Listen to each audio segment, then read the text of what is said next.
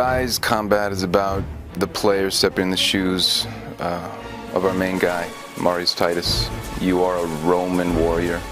You are working your way up through the ranks. It's brutal, it's up close, it's intense. He's that grounded, he's strong, he's powerful, he's heroic. He's not about flamboyant moves, he's not a ninja, he's a warrior, he's a soldier.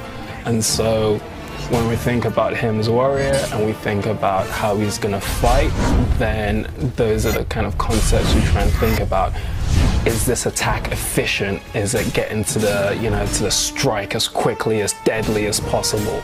And is it powerful? Is it strong? When he throws his shield, is all his weight behind it, so when it slams, it really slams. We actually worked with an expert on Roman fighting and combat strategies to gather some knowledge about how to handle weapons and shields and all that kind of stuff.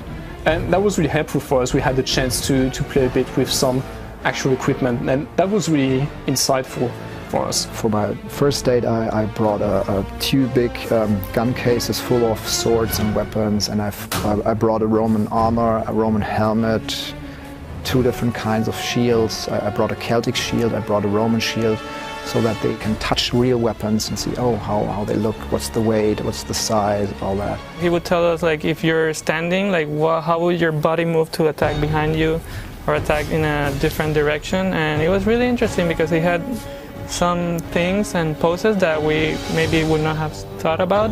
Every single action you have in RYSE can flow in and out of each other. So it gives the player maximum flexibility.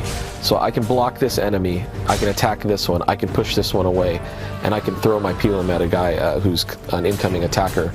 And what it does is it gives you the ability to kind of, create your own language. Marius does not attack one guy and finish him and then stop and then move to the other guy. He really means he's attacking this one and then goes to a different guy and then another guy, push, deflect, stab. So he can all do that continuously as long as you're chaining the combos correctly. Based on the type of enemy you're dealing with, there'll be a way to defeat him. So certain enemies will have to kind of deal a lot more damage to take them out, and that can happen two ways. One is you can choose the damage perk and decide to kind of take more off of him, or you could choose the health perk to stay alive longer, to be able to maybe get more hit points. You go into an encounter and the first thing you do is say, okay, who am I facing? What can I do? And then the next one could be completely different because you've got a completely different setup. And then on top of that, we have this layer where they work together. And that's when things get even more interesting because they'll attack differently when they've got different supporting AIs around them. And so that takes the intensity up to a different stage. The player can switch from one action to another action, from one AI to another AI. And it's also about how the AI interacts to try and break the player's flow. So in RYSE, you can expect to unlock a lot of executions throughout the course of the game. You're kicking a guy off a ledge, so you may kill him that way. If you get close to a fire, there's numerous executions there. If you're in the water, if you're against a wall, if you're against a ledge, it goes on and on and on. The executions really stack up. We're definitely going for a higher level of emotion out of our characters. Not only in cinematics, not only in executions, but also live in combat. We did a lot of stuff with the camera stuff. We did really extreme animations, really close animations. Intensity, it's about brutality.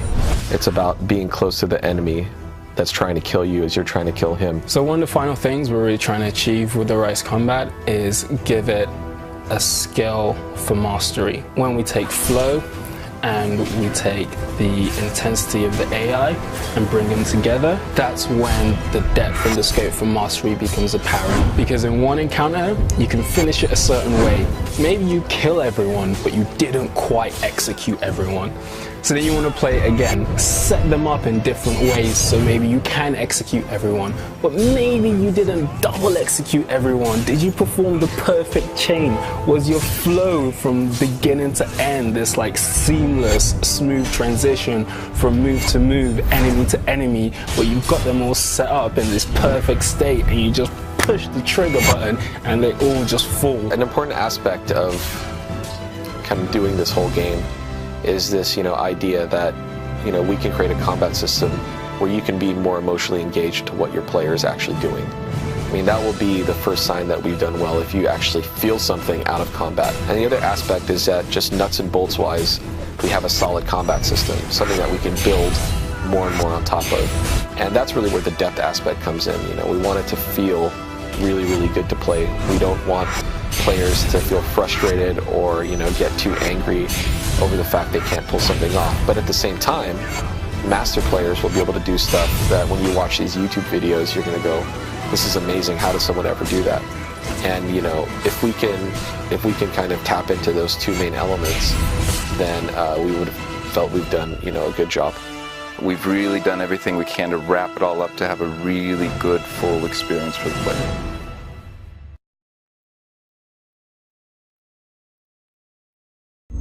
Achieved with CryEngine.